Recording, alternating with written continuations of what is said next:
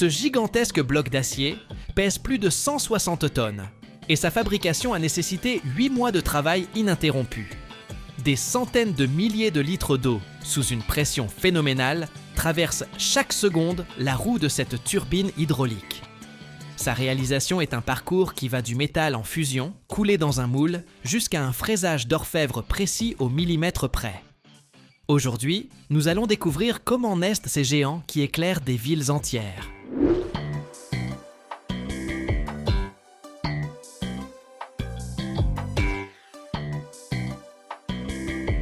Tout commence dans la fonderie, un lieu qui évoque davantage la forge des dieux.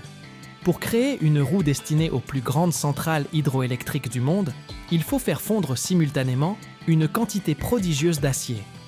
Il ne s'agit pas d'un acier ordinaire, c'est un alliage inoxydable spécial à haute teneur en chrome et en nickel, capable de résister pendant des décennies à la cavitation et à la corrosion.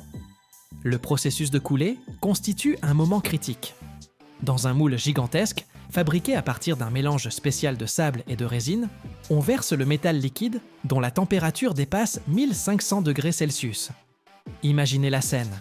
Plusieurs énormes poches se penchent simultanément et une rivière de feu vient remplir le moule. Mais le plus délicat reste le refroidissement. Une pièce aussi massive ne peut tout simplement pas refroidir en une nuit.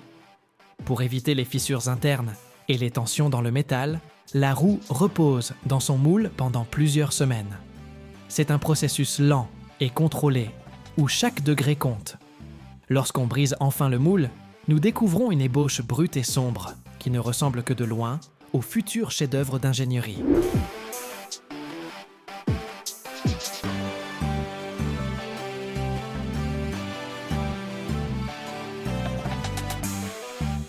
Ce bloc brut de 170 tonnes est maintenant transporté vers l'atelier d'usinage mécanique. Ici, l'attendent de gigantesques tours fraiseuses verticales. Imaginez une machine haute comme un immeuble de 3 étages, où la pièce tourne lentement, tandis que des outils de coupe surpuissants retirent centimètre par centimètre le métal superflu. À ce stade, la roue perd jusqu'à 30% de son poids initial. Ce sont des tonnes de copeaux d'acier qui tombent au sol. Mais la principale difficulté réside dans la forme des aubes. Une aube de turbine hydraulique présente une surface complexe à courbure variable, calculée par des supercalculateurs pour une hydrodynamique parfaite. Le fraisage d'une seule de ces aubes peut durer plusieurs semaines en continu. La précision ici est stupéfiante. Pour une pièce de 8 mètres de diamètre, l'écart ne peut excéder des fractions de millimètres. Si la forme est ne serait-ce que légèrement altérée, l'eau commencera à détruire le métal par cavitation. Des micro-explosions de bulles d'air capables de ronger l'acier comme du papier.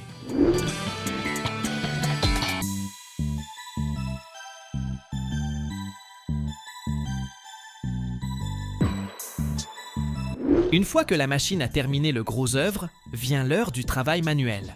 Oui, vous ne rêvez pas. Même à l'ère des robots, la finition finale de ces géants se fait à la main.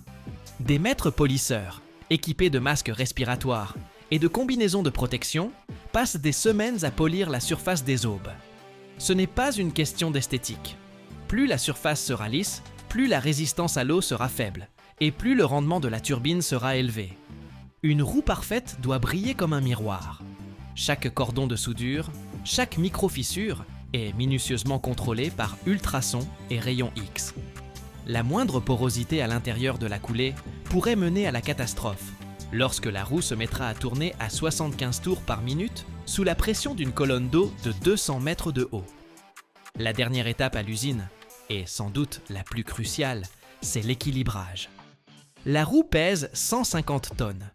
Si un côté est ne serait-ce qu'un kilogramme plus lourd que l'autre, la rotation générera des vibrations qui pulvériseront littéralement le barrage de béton.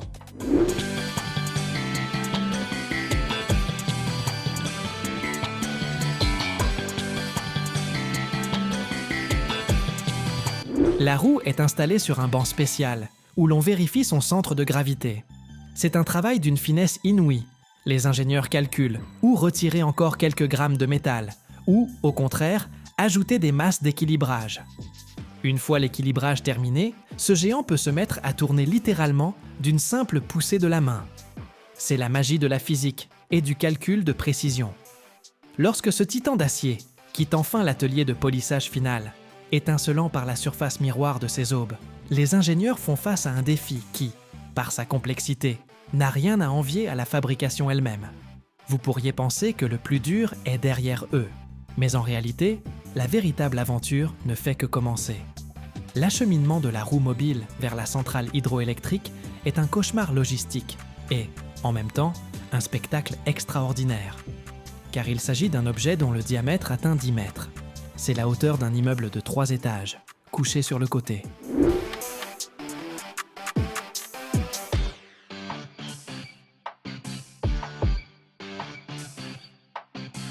Aucun wagon ferroviaire standard ne peut accueillir une telle pièce. Aucun pont ordinaire sur une route ne possède un passage assez haut pour que ce géant puisse le franchir. Cet objet est si large qu'il occupe 3, voire 4 voies de circulation à la fois, rendant son transport sur les routes publiques pratiquement impossible sans une préparation logistique colossale. C'est pourquoi le chemin vers le cœur énergétique du pays commence généralement par la voie d'eau. D'immenses grues portuaires, capables de soulever des centaines de tonnes, déposent délicatement la roue sur le pont d'une barge spécialisée. C'est le moyen le plus sûr et le plus fiable pour acheminer de tels chargements. La barge progresse lentement sur les artères fluviales, franchissant écluses et grandes villes. Mais le fleuve ne peut conduire la pièce jusqu'au seuil de la salle des machines. À un certain point, sur un quai provisoire, le colosse d'acier doit regagner la terre ferme.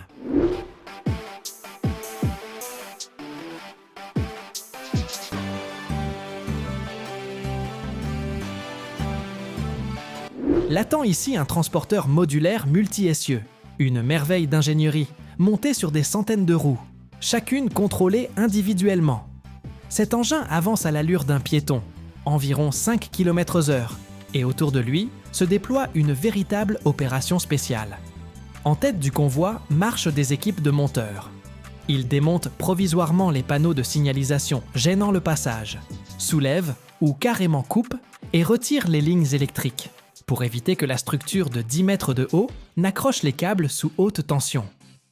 Par endroits, il faut même élargir la chaussée ou renforcer les ponts avec des supports d'acier provisoires, car 160 tonnes de poids concentré peuvent tout simplement écraser l'asphalte ordinaire. Chaque mètre du trajet est calculé à la seconde et au millimètre près. Ce voyage peut durer des semaines, attirant des foules de badauds le long des routes, car ce n'est pas tous les jours qu'on voit glisser devant sa palissade un morceau de la future histoire énergétique.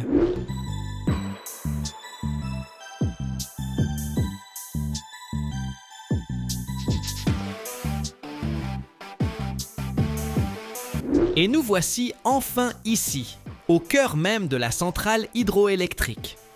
La salle des machines nous accueille par un grondement qui fait vibrer l'air dans nos poumons. Dans le sol de la salle béant de profonds puits de béton, ce sont les puits des futurs groupes turbo-alternateurs. Vos yeux et les miens comptent parmi les derniers à voir cette roue à la lumière du jour. À l'aide d'un puissant pont roulant, elle descend lentement dans les profondeurs obscures du puits. Là, au fond, elle sera raccordée à l'arbre massif du générateur. C'est un assemblage de haute précision, où la marge d'erreur ne peut excéder l'épaisseur d'un cheveu humain. Une fois le montage achevé et tous les vannes fermés, on laissera l'eau envahir le puits.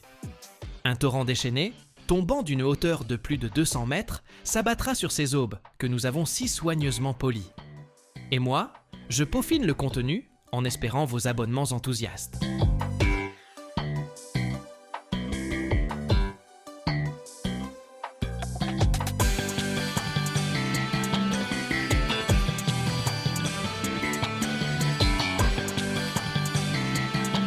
Ce Boeing 747 valait 400 millions de dollars. Dans 3 semaines, il sera découpé en morceaux. L'ancien roi des airs, qui transportait des centaines de milliers de passagers d'un continent à l'autre, n'est plus qu'un amas géant d'aluminium aéronautique. Dans cette vidéo, nous pénétrons dans un site de démantèlement fermé au public pour découvrir le fonctionnement de cisailles hydrauliques titanesques et le devenir de 200 tonnes de carburant. Nous traverserons la cabine déserte et découvrirons quelle sera la nouvelle vie de cet appareil après sa fonte.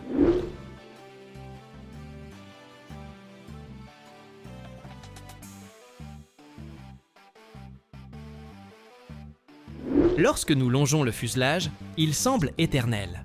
Mais dans l'aviation, tout se joue en cycle, décollage et atterrissage. Après 20 à 30 ans de service, le métal se fatigue. Chaque vol pour un avion constitue un cycle de pressurisation et de dépressurisation. Le fuselage respire littéralement. Il se dilate en altitude en raison de la différence de pression et se contracte lors de l'atterrissage. Imaginez que vous pliez un fil d'aluminium dans un sens puis dans l'autre. Tôt ou tard, il finira par se rompre. Après des milliers de tels cycles, des micro-fissures apparaissent dans la structure du métal. Les réparer devient si coûteux qu'il est plus économique d'acheter un appareil neuf. Seconde raison, l'efficacité énergétique. Les vieux géants possèdent 4 réacteurs. Il y a 30 ans, c'était la norme. Mais aujourd'hui, les bimoteurs modernes consomment de 30 à 40% de kérosène en moins, tout en transportant le même nombre de passagers. Dans le ciel, chaque litre de carburant superflu représente une perte pour la compagnie aérienne.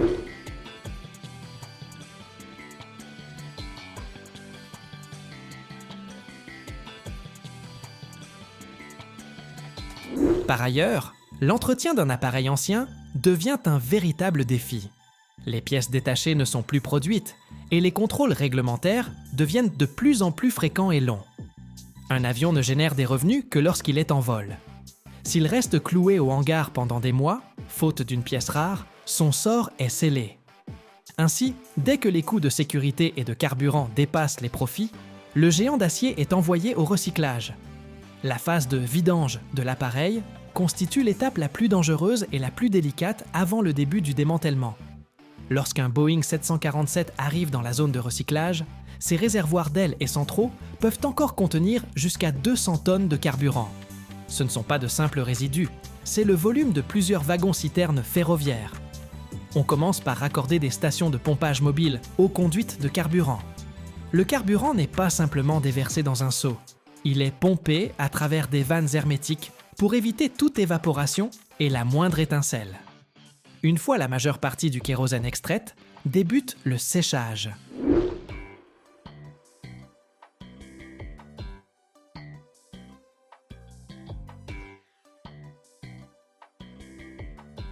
Des orifices de drainage spéciaux s'ouvrent aux points les plus bas des ailes pour évacuer chaque goutte.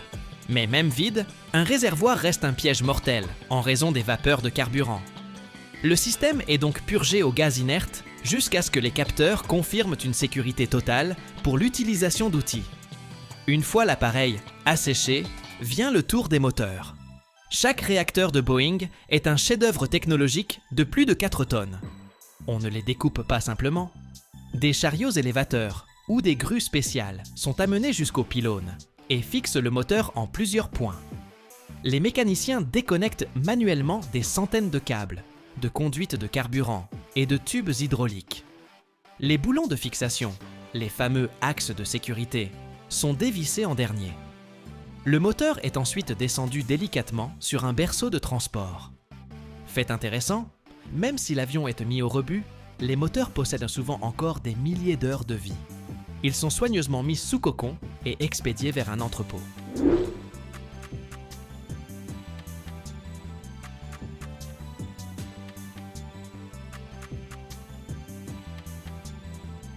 Un tel moteur d'occasion, mais en bon état, peut valoir entre 5 et 10 millions d'euros. C'est l'organe le plus précieux du géant d'acier, qui continue souvent sa vie dans les airs sur un autre appareil, tandis que son ancien propriétaire finit en ferraille. Lorsque les réservoirs sont vides et les moteurs démontés, nous pénétrons à l'intérieur, et le spectacle est surréaliste. Un immense espace sur 2 niveaux règne un silence de mort. Le démantèlement de la cabine est un travail manuel à 90%, car il ne s'agit pas simplement de tout casser, mais de récupérer ce qui peut encore rapporter de l'argent. Les premiers éléments démontés sont les sièges passagers. Si les sièges de classe économique finissent généralement recyclés comme déchets plastiques et textiles, ceux de classe affaires et de première classe constituent un véritable trésor. Un tel siège transformable peut valoir plus de 30 000 € à l'état neuf. Ils sont soigneusement extraits pour être revendus à des collectionneurs privés, des bureaux ou des compagnies aériennes low cost.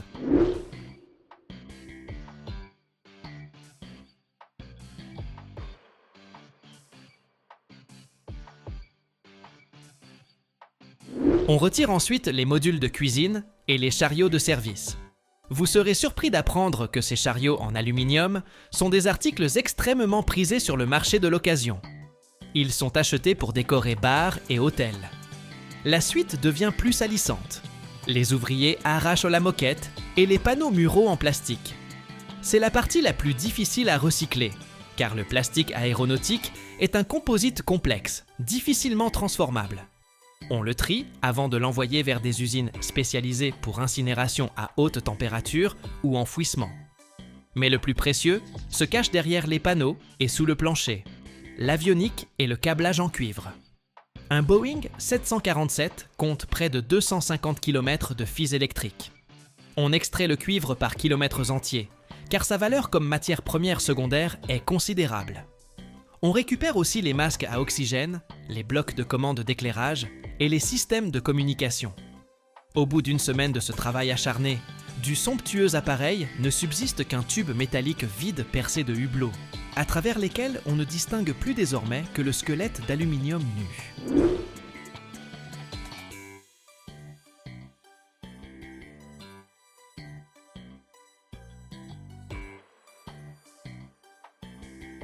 Et c'est maintenant que commence ce pourquoi nous sommes là, le véritable spectacle. Lorsque l'avion n'est plus qu'une coquille de métal vide, entrent en scène les pelleteuses équipées de cisailles hydrauliques géantes. C'est impressionnant. Ces cisailles exercent une pression de plusieurs centaines de tonnes et tranchent l'aluminium aéronautique comme un couteau de cuisine découpe du carton. Le processus commence par les ailes. L'envergure d'un Boeing 747 atteint près de 65 mètres. La mâchoire hydraulique découpe le métal mètre par mètre. Le plus difficile, ce sont les longerons, la partie structurelle centrale où s'attachent les ailes. C'est là que le métal est le plus épais. Une fois les ailes retirées, vient le tour du fuselage. Le conducteur de pelleteuse travaille avec précision. Il découpe la carlingue en sections d'environ 3 à 4 mètres de large. Quand ces immenses anneaux s'écrasent au sol, un nuage de poussière s'élève et le bruit rappelle le tonnerre. En 2 semaines, du majestueux appareil ne subsiste plus que la queue, dressée seule au milieu du béton, jusqu'à ce que les mâchoires d'acier finissent par la rattraper.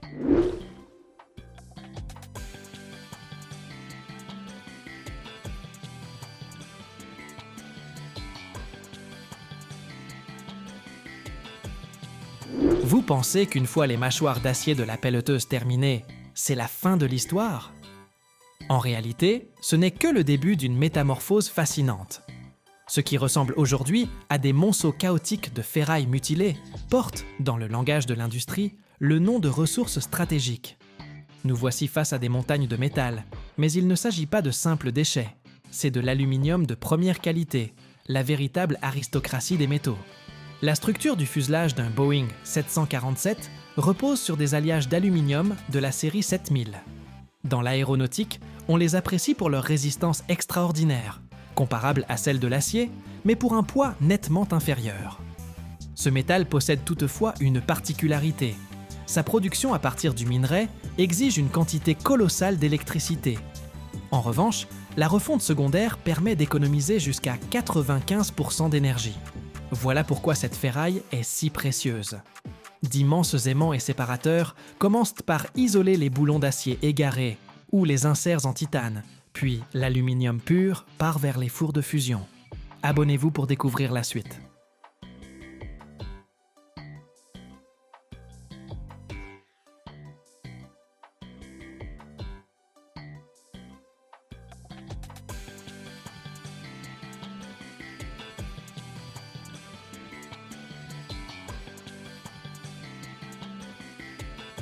Ces boulons travaillent en enfer. La pression folle de l'océan et le sel corrosif. À 1500 mètres de profondeur dans le golfe du Mexique se dressent des plateformes pétrolières de 30 000 tonnes. Ce sont des boulons qui les maintiennent, fabriqués à Monterrey, le cœur de la métallurgie mexicaine. Chaque boulon de catégorie grade 8 supporte 150 kg de charge et résiste 25 ans dans l'eau de mer sans rouille.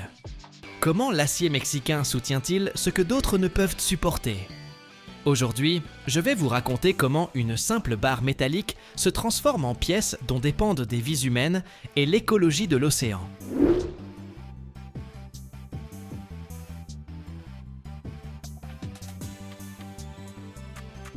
Tout commence à l'usine métallurgique Ternium de Monterrey.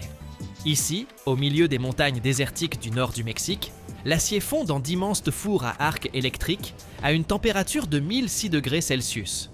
Ce n'est pas de l'acier ordinaire, c'est un alliage spécial, additionné de chrome, de molybdène et de nickel, conçu spécialement pour le milieu marin.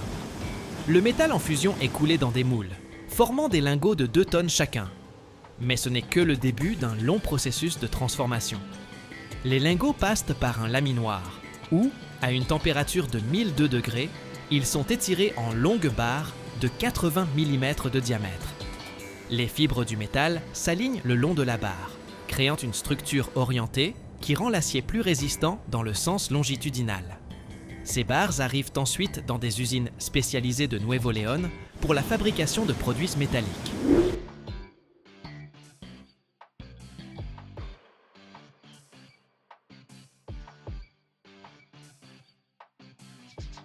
Des barres métalliques sont découpées en ébauches de 2,50 m, futurs boulons de catégorie grade 8, capables de supporter une charge allant jusqu'à 150 tonnes par centimètre carré. Première opération, le forgeage à froid de la tête. Une extrémité de l'ébauche est serrée dans une matrice et une presse puissante exerce une force de 500 tonnes. En 4 coups, se forme une tête hexagonale de 150 mm. Sous cette pression, le métal se compacte, les fibres épousent le contour de la tête sans se rompre. C'est d'une importance cruciale. Toute rupture de l'intégrité des fibres crée un point faible où peut s'amorcer la destruction. Vient ensuite le roulage du filetage. Contrairement au boulon bon marché, dont le filet est taillé au burin, on utilise ici la méthode du roulage à froid. 2 rouleaux d'acier, munis de rainures gravées, tournent l'un vers l'autre en exerçant une pression de 30 tonnes. Sous cette pression, le métal se déforme, formant les spires du filetage sans couper les fibres.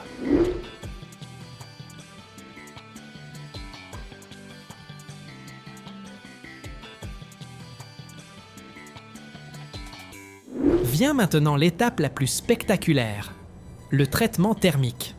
Les boulons sont chargés dans un four où la température grimpe jusqu'à 900 degrés Celsius. À cette température, l'acier subit des transformations de phase. Sa structure cristalline se modifie, les atomes de fer se réorganisent en une nouvelle configuration appelée austénite. Les boulons sont maintenus à cette température pendant 4 heures afin que la chauffe soit uniforme dans tout le volume. Un écart de 20 degrés entre le cœur et la surface pourrait entraîner une trempe inégale et des tensions internes. Puis vient la trempe. Les boulons sont immédiatement plongés dans un bain d'huile chaude à 60 degrés. Ce choc thermique brutal, de 900 à 60 degrés en 10 secondes, fige la structure cristalline dans un état de dureté extrême appelé martensite. L'acier devient presque aussi dur que le diamant, mais fragile.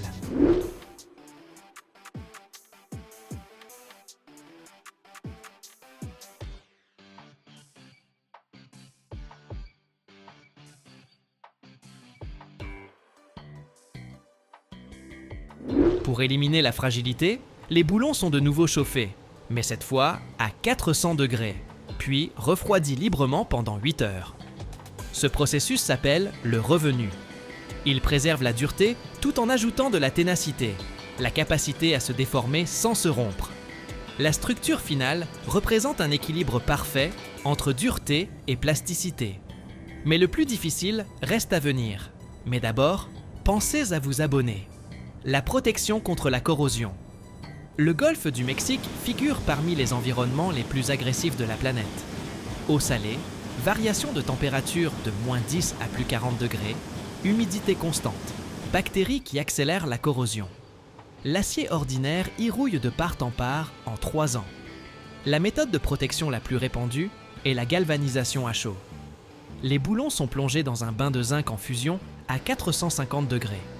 Le zinc réagit avec l'acier, formant en surface une couche d'alliage de 150 micromètres d'épaisseur. Cette couche protège de 2 façons.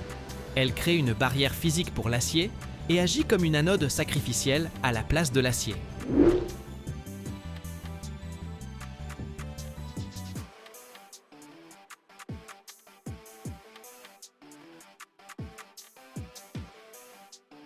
Mais pour les assemblages les plus critiques, On fait appel à une technologie encore plus avancée, le revêtement Xylan. Il s'agit d'un composite à base de téflon, enrichi de particules céramiques et d'inhibiteurs de corrosion. Les boulons sont d'abord sablés pour créer une surface rugueuse. Puis on applique 2 couches de Xylan d'une épaisseur totale de 50 micromètres, cuite à 250 degrés. Le résultat est phénoménal. Le revêtement résiste au contact direct avec l'eau de mer pendant 25 ans sans la moindre trace de corrosion. Chaque boulon pèse 32 kg et coûte 800 €. Le coût total des boulons pour une seule plateforme s'élève à 2 200 000 €. Mais cela représente moins d'1% du prix de la plateforme elle-même. Et pourtant, tout repose sur ces boulons. Lorsqu'un ouragan de catégorie 5 frappe la plateforme avec des vents de 200 km/h, soulevant des vagues de 20 mètres de haut, ce sont eux qui empêchent la structure de se disloquer.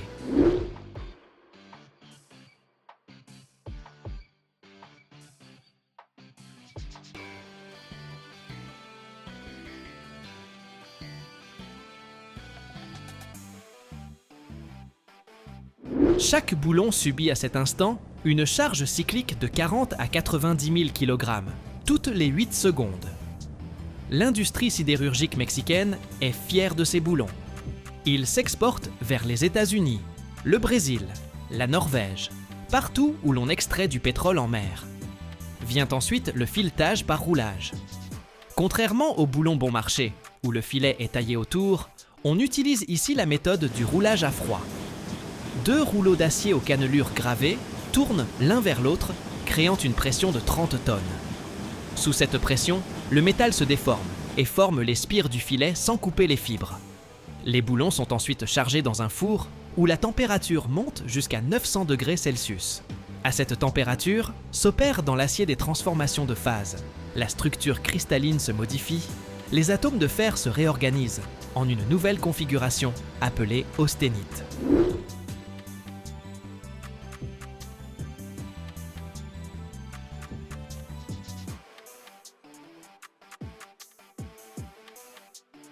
Les boulons sont maintenus à cette température pendant 4 heures, afin que la chaleur se diffuse uniformément dans toute la masse. Un écart de 20 degrés entre le cœur et la surface pourrait entraîner une trempe irrégulière et des tensions internes. Vient ensuite la trempe. Les boulons sont plongés instantanément dans un bain d'huile chaude à 60 degrés. Ce choc thermique brutal, de 900 à 60 degrés en 10 secondes, fige la structure cristalline dans un état de dureté extrême, appelé martensite. L'acier devient presque aussi dur que le diamant, mais cassant. Pour éliminer cette fragilité, les boulons sont à nouveau chauffés, mais cette fois à 400 degrés, puis refroidis lentement pendant 8 heures. Ce procédé s'appelle le revenu. Il préserve la dureté tout en conférant de la ténacité, la capacité de se déformer sans se rompre. La structure finale constitue un équilibre parfait entre dureté et plasticité.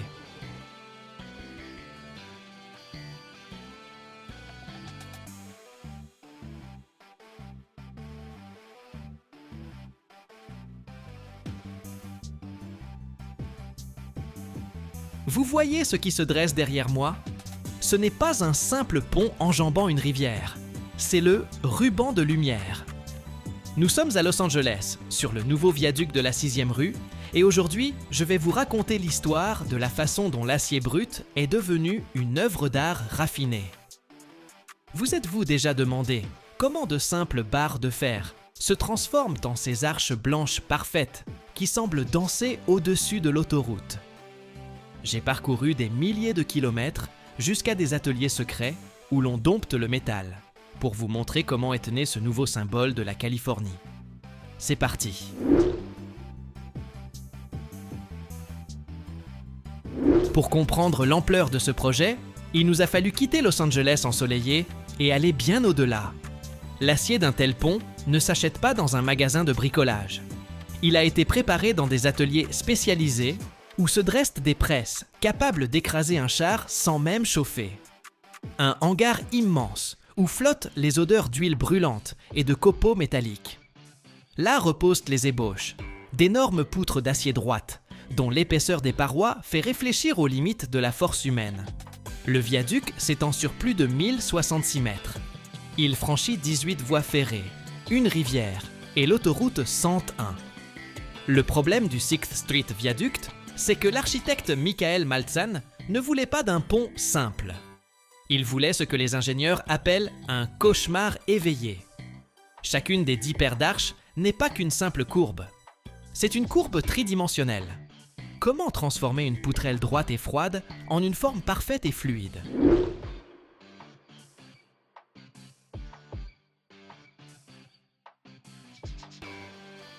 Ici, la chaleur ne sert à rien. C'est la force pure et froide qui opère. Je me tenais près d'une presse hydraulique dont la puissance se mesure en milliers de tonnes. Voici comment cela fonctionne. Une massive pièce d'acier est serrée dans un étau et un énorme piston commence lentement, millimètre par millimètre, à enfoncer le métal dans le moule. Vous entendez ce son? C'est ce grondement sourd qui fait vibrer vos dents. L'acier résiste, il gémit, mais sous la pression de milliers d'atmosphères, il est contraint de céder. Voilà ce qu'est le véritable dompte de la matière. Et maintenant, le plus intéressant. Lorsque j'ai regardé les plans pour la première fois, j'ai pensé que l'ingénieur avait simplement eu un geste malheureux. Ces arches ne sont pas verticales. Chacune des 10 paires est inclinée de 9 degrés vers l'extérieur. Vous allez demander, et alors? Elles sont inclinées, voilà tout. Mais pour la physique, c'est une catastrophe. Quand une arche se tient droite, tout le poids descend vers le bas. Quand elle est inclinée, elle tente constamment de basculer sur le côté sous son propre poids.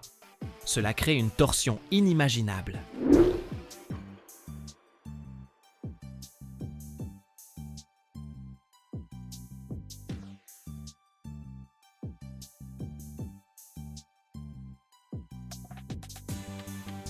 Pour éviter que le pont ne s'effondre, les ingénieurs ont dû créer un système complexe de tensions internes.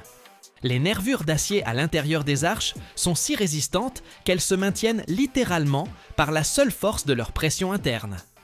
Lorsque j'ai marché sur le pont achevé et que j'ai touché ces surfaces blanches, j'ai ressenti l'énergie tendue de millions de tonnes figées dans un équilibre parfait. C'est le triomphe des mathématiques sur la gravité. L'assemblage du Sixth Street Viaduct, c'est un thriller à part entière. Sous le pont, ce n'est pas le désert. C'est là que passe la L.A. River, ce même canal de béton où Arnold Schwarzenegger fonçait à moto dans. C'est aussi là que passent des dizaines de voies ferrées, empruntées par des trains à chaque minute. Impossible d'interrompre le trafic. À l'intérieur de ces arches et du tablier se cachent 8200 tonnes d'acier haute résistance. C'est le poids d'environ 4000 SUV, ou de 10 gros avions de ligne.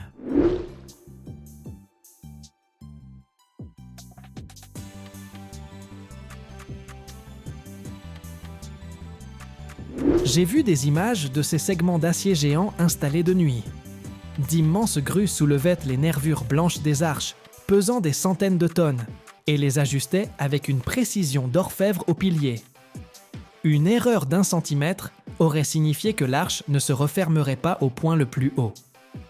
C'était une partie de Lego géante, où chaque pièce coûte des millions, et en dessous, une voie ferrée en activité. Le spectacle était cosmique. Les projecteurs déchiraient le ciel nocturne au-dessus de la ville. Les étincelles de soudure tombaient comme de petites météorites. Et au-dessus de la rivière s'élevait lentement l'épine dorsale d'acier de la nouvelle cité. Lorsque le dernier maillon fut mis en place, Los Angeles reliait enfin Boyle Heights, cœur de la culture latino-américaine, au gratte-ciel étincelant du centre-ville. La construction a nécessité plus de 45 000 mètres cubes d'un mortier de béton spécialement conçu. Ce volume aurait suffi à remplir 18 piscines olympiques.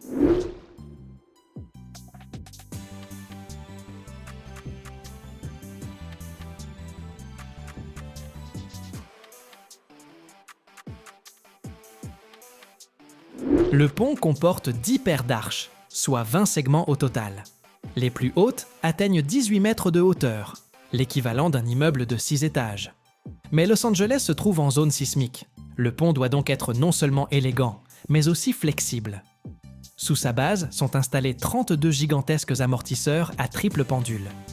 Ils permettent à la structure de se déplacer de 76 cm dans n'importe quelle direction, lors d'un séisme puissant, sans subir de dommages. Cette technologie garantit que le pont résistera au Big One, prévu en Californie une fois tous les 1000 ans. Pourquoi ce pont est-il si important? Si vous avez joué à GTA V ou regardé Fast and Furious, Grease ou L'Arme Fatale, vous connaissez l'ancien Sixth Street Bridge. C'était une icône du cinéma, mais il s'est littéralement effondré sous les yeux de tous à cause d'une réaction chimique dans le béton. Il a été démoli et la ville a pleuré sa perte.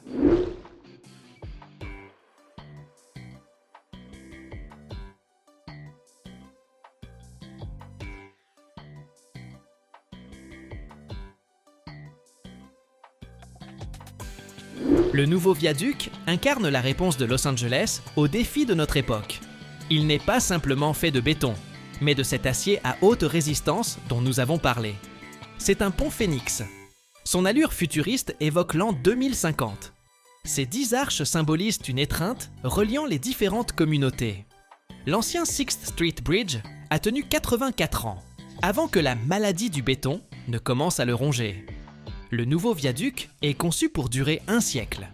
Grâce à l'utilisation d'acier moderne, avec revêtement anti-corrosion et d'une composition spéciale de béton, ce pont aspire à devenir un symbole éternel de la ville. Le soir venu, lorsque l'éclairage s'allume, les arches se mettent à rayonner d'une lumière blanche douce. C'est pourquoi on l'appelle le ruban de lumière. L'acier cesse alors d'être une force brute. Il devient éphémère, léger, comme s'il était sans poids. Mais nous connaissons la vérité. Derrière cette légèreté se cachent des milliers de tonnes de pression, des inclinaisons à 9 degrés et les nuits blanches des ingénieurs.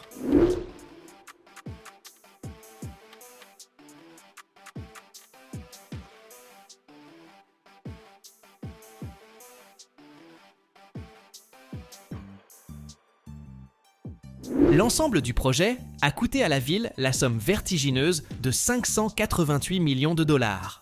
C'est le projet de pont le plus coûteux et le plus ambitieux de l'histoire de Los Angeles. Pour vous donner une idée, avec cette somme, on aurait pu construire plusieurs échangeurs autoroutiers classiques, mais Los Angeles a choisi l'art, figé dans l'acier et le béton. Voilà mes amis, voilà cette histoire. La prochaine fois que vous regarderez un film sur Los Angeles, et que vous apercevrez ces arcs blancs, pensez à cette presse dans l'atelier et à ces 9 degrés qui ont failli rendre fous les ingénieurs.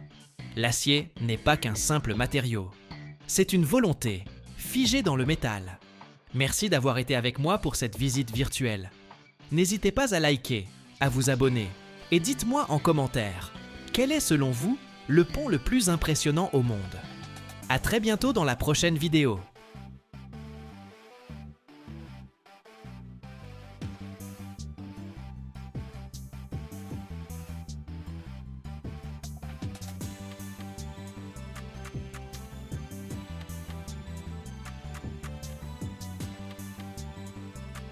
Imaginez un monde où chaque couteau rouille en une semaine, où les instruments chirurgicaux se corrodent en pleine opération, où les avions s'écrasent parce que la corrosion dévore leurs pièces, et où les villes se noient dans leurs déchets parce que les canalisations pourrissent plus vite qu'on ne peut les remplacer.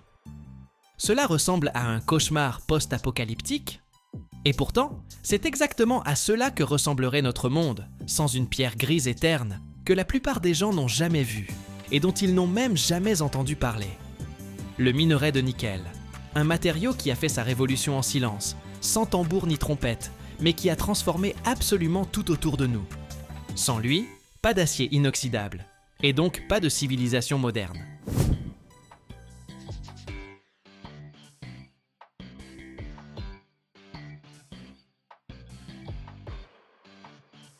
Commençons par le fait que le nickel est un métal qui, en lui-même, n'a rien de particulièrement impressionnant.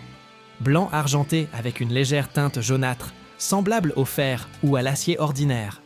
Mais sa capacité à transformer les propriétés d'autres métaux, voilà son véritable super pouvoir. Ajoutez seulement 8 à 10% de nickel à l'acier, et celui-ci cesse soudain de rouiller. Complètement. Vous pouvez le tremper dans l'eau, dans l'acide, le laisser dans l'eau de mer pendant des années. Rien.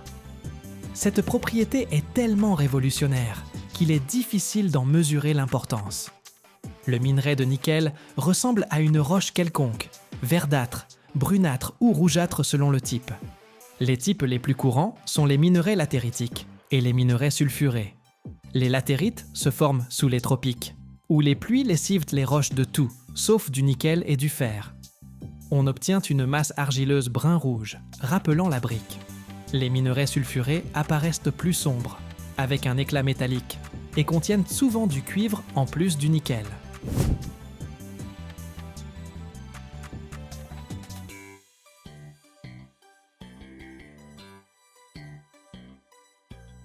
La teneur en nickel du minerai est généralement dérisoire, de 0,5 à 3%. Cela signifie qu'une tonne de minerai ne livre que 5 à 30 kg de nickel. Le reste, de la roche stérile, du fer, du magnésium, du silicium et d'autres éléments. L'extraction du nickel exige donc des volumes colossaux. Pour obtenir 1000 tonnes de nickel, il faut traiter quelques 50 à 100 000 tonnes de minerai. Les principaux gisements se trouvent en Indonésie, aux Philippines, en Nouvelle-Calédonie, au Canada et en Australie. L'Indonésie domine actuellement la production, près de 40% de l'offre mondiale. Les gisements canadiens de la région de Sudbury comptent parmi les minerais sulfurés les plus riches. Ils se sont formés il y a des milliards d'années lors de l'impact d'un météorite géant qui a fait fondre les roches et créé des conditions géologiques exceptionnelles.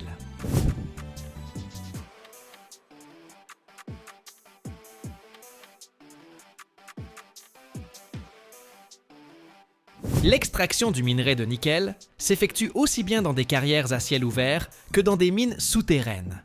Les minerais latéritiques se trouvent généralement près de la surface et sont extraits par d'énormes excavateurs. Les carrières atteignent plusieurs centaines de mètres de profondeur et des kilomètres de largeur. Chaque jour, des dizaines de milliers de tonnes de roches sont extraites. Des camions bennes, de la taille d'un immeuble de 2 étages, transportent sans relâche le minerai vers les usines de traitement. Les minerais sulfurés gisent souvent plus profondément, entre quelques centaines de mètres et 2 km de profondeur. Les galeries s'enfoncent dans les entrailles de la Terre, où la température atteint 40 à 50 degrés Celsius. Une ventilation et un refroidissement puissants sont indispensables, sans quoi les mineurs ne survivraient pas. Le minerai est abattu à l'explosif, chargé dans des camions souterrains ou sur des convoyeurs, puis remonté à la surface.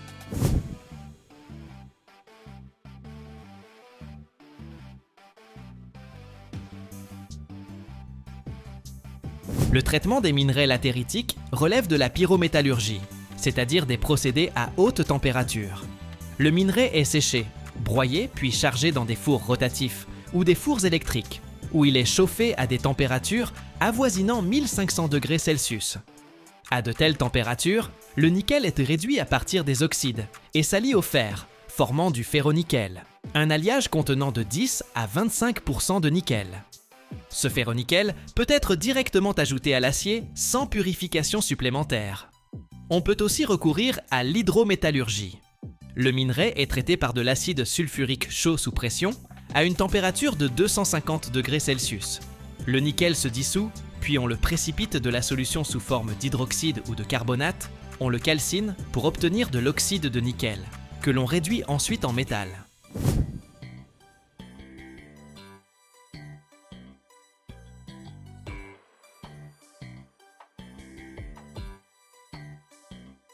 Les minerais sulfurés sont traités différemment.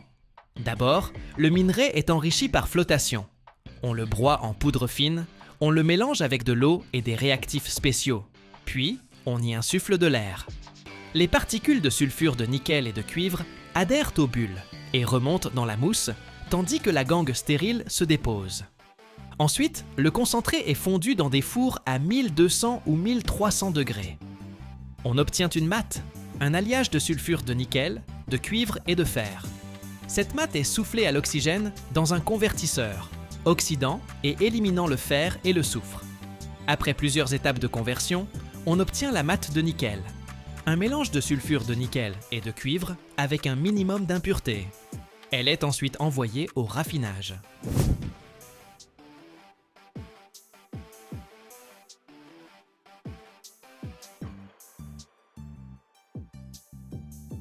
Le raffinage du nickel constitue l'étape suivante. L'une des méthodes employées est le raffinage électrolytique. La mate de nickel est dissoute dans un acide. La solution est purifiée des impuretés, puis elle traverse des cuves électrolytiques. Le nickel se dépose sur les cathodes sous forme de plaques pures, atteignant une pureté de 99,9% et plus. L'autre méthode est le procédé Monde, où le nickel est d'abord transformé en tétracarbonyle de nickel gazeux, puis décomposé par chauffage pour obtenir de la poudre ou des granulés de nickel pur. Chaque année, environ 3 millions de tonnes de nickel sont produites dans le monde. Près de 70% de cette production sont destinés à la fabrication d'acier inoxydable. Le reste est utilisé pour l'alliage d'autres aciers, la production d'alliages, les revêtements galvaniques, les batteries de véhicules électriques. Et c'est là que les choses deviennent vraiment intéressantes. L'acier inoxydable.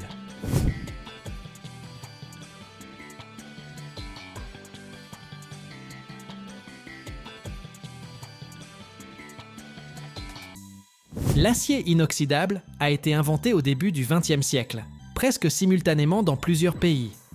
L'anglais Harry Brearley, en 1913, expérimentait des alliages pour canons de fusil et obtint par hasard un acier qui ne rouillait pas. Les Allemands et les Français travaillaient également sur des alliages similaires. La formule de base s'est révélée simple. Du fer additionné d'au moins 10 à 12% de chrome, souvent complété par 8 à 10% de nickel. Le chrome forme à la surface de l'acier une fine pellicule invisible d'oxyde de chrome qui protège le métal de la corrosion. Mais l'acier chromé sans nickel reste fragile et sujet aux fissures. Le nickel le rend plastique, résistant, capable d'encaisser les chocs. La combinaison du chrome et du nickel produit un matériau qui allie la solidité de l'acier ordinaire à la résistance à la corrosion des métaux nobles.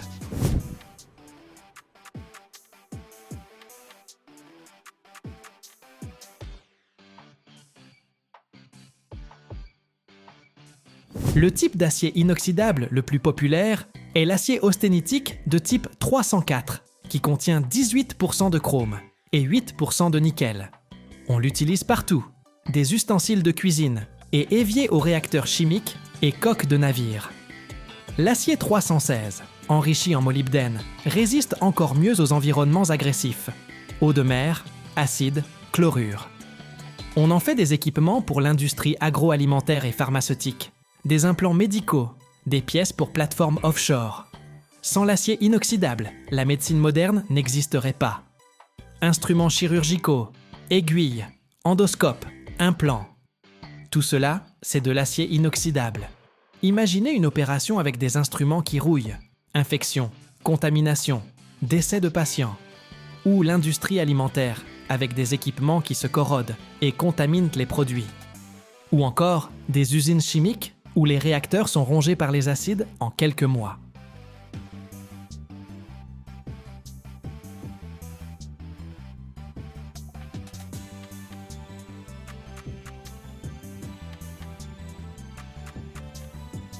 Chaque année, l'humanité produit une substance noire, sans laquelle aucune voiture ne roulerait, ton smartphone ne fonctionnerait pas, et les batteries modernes n'existeraient pas. Mais si je te disais qu'il ne s'agit pas de simple suie, mais d'un matériau né dans un enfer contrôlé à une température supérieure à celle de la lave volcanique. Des particules si minuscules que des milliers d'entre elles tiendraient sur le diamètre d'un cheveu humain. Et ce sont justement elles qui supportent des dizaines de tonnes de charge sur la route. Pourquoi les pneus sont-ils devenus noirs? Pourquoi sans cette poudre, le caoutchouc se désagrège-t-il en quelques mois? Et il existe un moment dans la fabrication dont on parle à peine, mais qui change tout. Reste avec nous jusqu'à la fin, et tu découvriras le secret qui se cache au cœur de cette matière noire.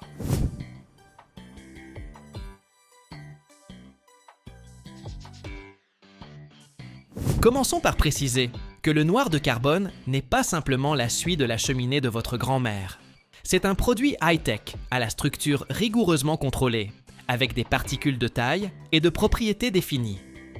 Au microscope, il ressemble à des milliards de minuscules sphères mesurant de 10 à 500 nanomètres. Pour vous donner une idée, un cheveu humain a une épaisseur d'environ 70 000 nanomètres. Ces particules sont donc 1000 fois plus petites. L'histoire du noir de carbone remonte loin dans le temps. Dans l'Égypte et la Chine ancienne déjà, On récoltait la suie issue de la combustion d'huile pour l'utiliser comme pigment noir dans les encres et les peintures.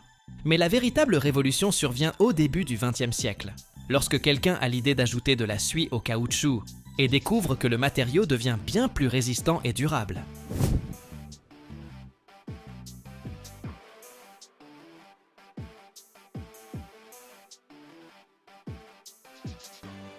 Avant cela, les pneus automobiles étaient blancs ou gris et ne duraient que quelques centaines de kilomètres. Après l'ajout de noir de carbone, ils sont devenus noirs et ont commencé à parcourir des dizaines de milliers de kilomètres. Aujourd'hui, près de 70% de tout le noir de carbone produit dans le monde est destiné à la fabrication de pneus. Le reste est utilisé dans une quantité innombrable de produits, des encres d'imprimerie aux cosmétiques, des plastiques aux batteries. Chaque année, plus de 12 millions de tonnes de noir de carbone sont produites dans le monde. C'est une industrie colossale dont on entend pourtant peu parler. Comment cette substance noire est-elle fabriquée ? La méthode principale s'appelle le procédé au four. Imaginez un four gigantesque d'environ 30 mètres de long et plusieurs mètres de diamètre, fonctionnant à des températures comprises entre 1300 et 1650 degrés Celsius.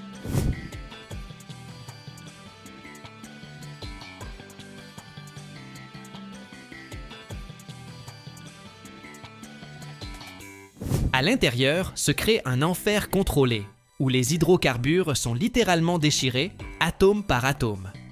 Le processus commence avec la matière première, le plus souvent des résidus pétroliers lourds, obtenus lors du raffinage du pétrole. Ce sont des liquides épais et goudronneux, riches en carbone. Parfois on utilise du gaz naturel ou du charbon, mais les produits pétroliers donnent la meilleure qualité. Cette matière première est préalablement chauffée à une température d'environ 200 degrés pour qu'elle devienne suffisamment fluide pour être pulvérisée. Puis vient la magie. La matière première est pulvérisée en un fin brouillard dans une chambre de combustion où l'on injecte sous haute pression de l'air chaud ou de l'oxygène. Les gouttelettes s'enflamment instantanément et commencent à brûler. Mais ce n'est pas une combustion complète, comme dans un poêle à bois. C'est un processus incomplet contrôlé, où l'on donne délibérément moins d'oxygène qu'il n'en faudrait pour une combustion totale.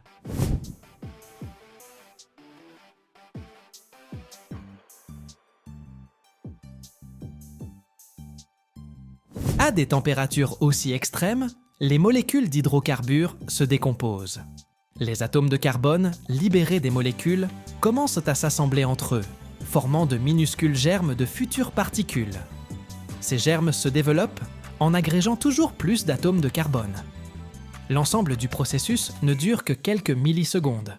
De la gouttelette de pétrole à la particule de suie formée, il s'écoule moins d'un dixième de seconde. Les particules continuent de circuler dans le four avec les gaz chauds. À un moment précis, on injecte de l'eau ou de la vapeur dans le four pour abaisser brutalement la température et stopper la réaction. Sans cette intervention rapide, les particules continueraient de croître jusqu'à devenir trop volumineuses ou se consumeraient entièrement en dioxyde de carbone. Le contrôle de la température et du temps de réaction détermine la taille et les propriétés des particules.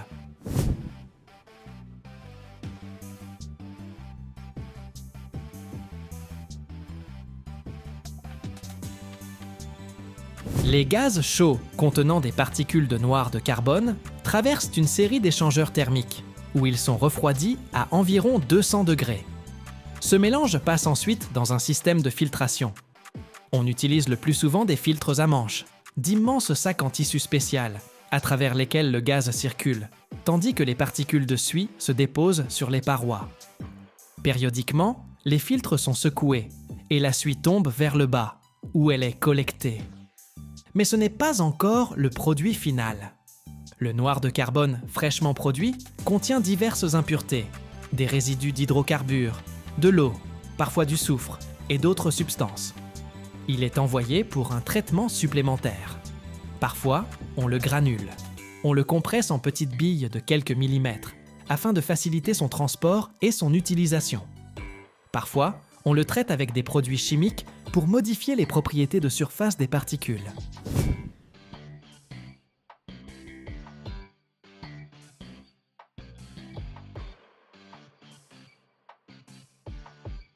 Il existe différentes qualités de noir de carbone, qui se distinguent par la taille des particules, leur structure et leurs propriétés. Pour les pneus, on utilise généralement de la suie, dont les particules mesurent environ 20 à 50 nanomètres. Plus les particules sont fines, plus leur surface de contact avec le caoutchouc est importante et meilleur est le renforcement. Mais des particules trop fines sont plus difficiles à répartir uniformément dans le caoutchouc. Il faut donc trouver un équilibre. Maintenant, la question essentielle, pourquoi le noir de carbone fonctionne-t-il si bien dans le caoutchouc?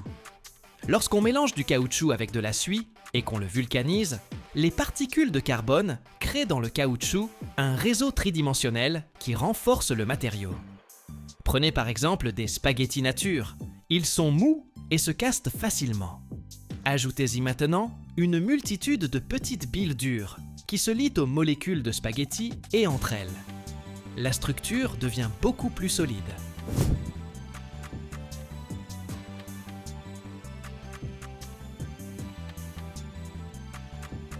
Le noir de carbone représente jusqu'à 30% du volume d'un pneu. Sans lui, le caoutchouc s'userait 10 à 15 fois plus vite. Un pneu moderne parcourt 60 à 80 000 km, grâce précisément au noir de carbone. Il absorbe les contraintes mécaniques, les répartit, empêche le caoutchouc de se déchirer à chaque nid de poule. Autre propriété remarquable, la résistance aux ultraviolets. Le caoutchouc pur se dégrade sous la lumière solaire en quelques mois. La suie absorbe les rayons ultraviolets et protège les chaînes polymères de la décomposition. C'est pourquoi les produits en caoutchouc contenant du noir de carbone peuvent servir des années en plein air sans se détériorer. Au-delà des pneus, le noir de carbone entre dans la composition de milliers d'articles en caoutchouc. Courroies de moteur, joints d'étanchéité, flexibles, chaussures, tapis. Tous ces objets sont noirs justement à cause de la suie, et c'est elle qui les rend solides et durables.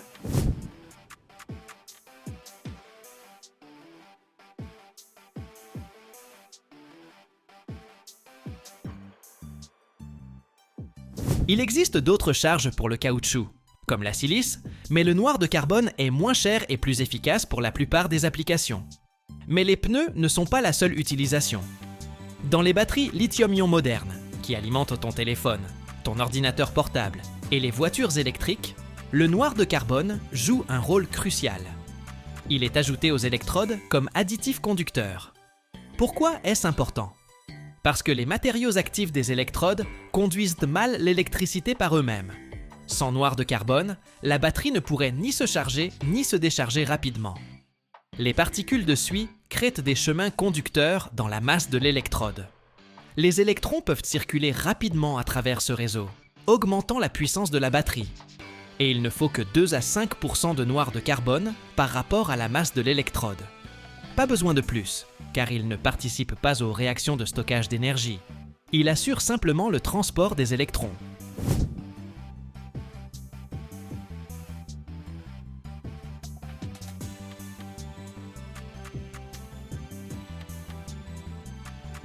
Dans les encres d'imprimerie et les toners, le noir de carbone constitue le pigment noir de référence.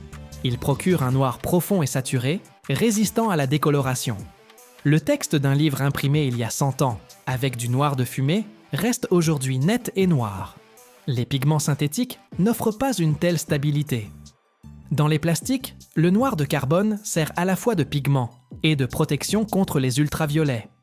Les pièces automobiles en plastique noir, les boîtiers électroniques, les canalisations, nombre d'entre eux contiennent du noir de carbone. Il améliore également la conductivité électrique des plastiques, ce qui s'avère essentiel pour les matériaux antistatiques et le blindage contre les interférences électromagnétiques.